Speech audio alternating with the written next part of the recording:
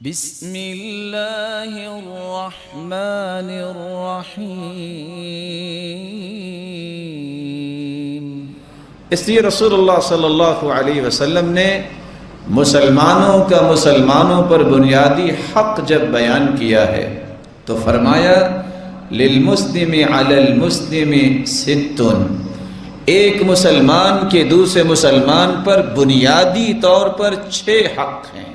سب سے پہلا حق اذا لقیتہ فسلم علیہ، جب ملاقات کرو تو مسلمان بھائی سے تو سلام کہو، اور دوسری روایت کے لفظ ہیں رد السلام، کوئی سلام کہہ دے تو اس کا جواب دینا، یہ ایک بنیادی حق ہے۔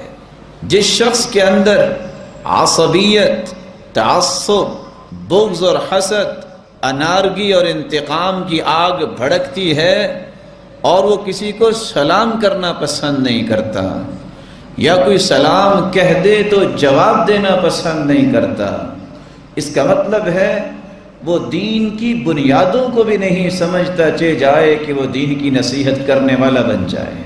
تو سب سے پہلا حق یہ ہے سلام کہا جائے۔ رسول اللہ صلی اللہ علیہ وسلم نے فرمایا وَإِذَا دَعَاكَ فَأَجِبْهُ، جب تمہیں کوئی دعوت دے تو اس کی دعوت کو قبول کرو۔ یہ بنیادی حق ہے، ایک نہیں 10 اور 20 خاندان جب کسی کا خوشی کا موقع ہوتا ہے اس وقت ناراضگی کا اظہار کر کے اپنے آپ کو ان بنیادی حقوق سے پیچھے کر دیتے ہیں۔ آج میں آپ کی خوشی میں نہیں آؤں گا، کیوں نہیں آؤں گا؟ کسی دینی غرض سے نہیں، ذاتی غرض سے۔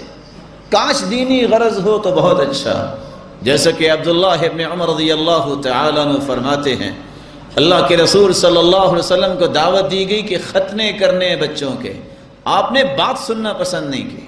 دعوت پہ جانا تو دور کی بات ہے، آپ نے بات سننا پسند نہیں کی، یہ کوئی دعوت نہیں ہے۔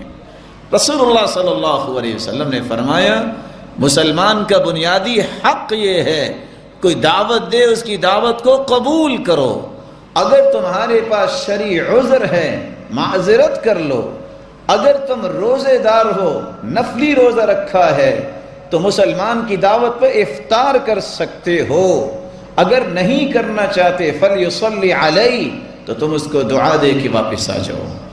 رسول اللہ صلی اللہ علیہ وسلم نے تیسری بات سمجھائی وَإِذَا اسْتَنصَحَكَ فَانصَحْ لَهُ، مسلمان کا بنیادی حق ہے کہ وہ جب کوئی اس سے نصیحت طلب کرے تو اسے نصیحت کرنی چاہیے، کوئی رائے طلب کرے رائے دینی چاہیے، کوئی مشورہ طلب کرے تو صحیح مشورہ دینا چاہیے۔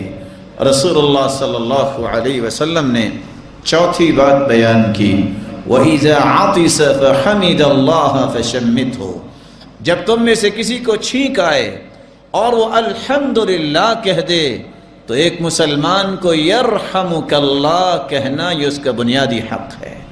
رسول اللہ صلی اللہ علیہ وسلم نے فرمایا وَإِذَا مَرِضَ فَعُدْهُ، پانچواں حق یہ ہے مسلمان کا مسلمان پر جب وہ بیمار ہو جائے تو اس کی تیمارداری کرے۔ اس کی تیمارداری کرنے کا اجر کیا ملے گا؟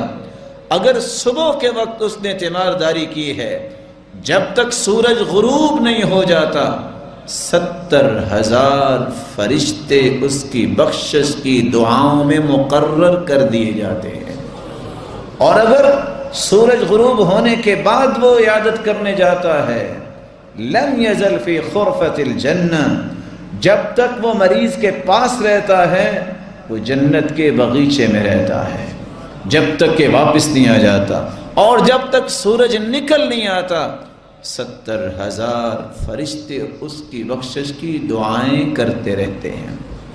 رسول اللہ صلی اللہ علیہ وسلم نے فرمایا چھٹا اس کا حق یہ ہے وَإِذَا مَاتَ فَاتَّبِعْهُ، جب اللہ کے پاس وہ چلا جائے تو پھر اس کا جنازہ پڑھے۔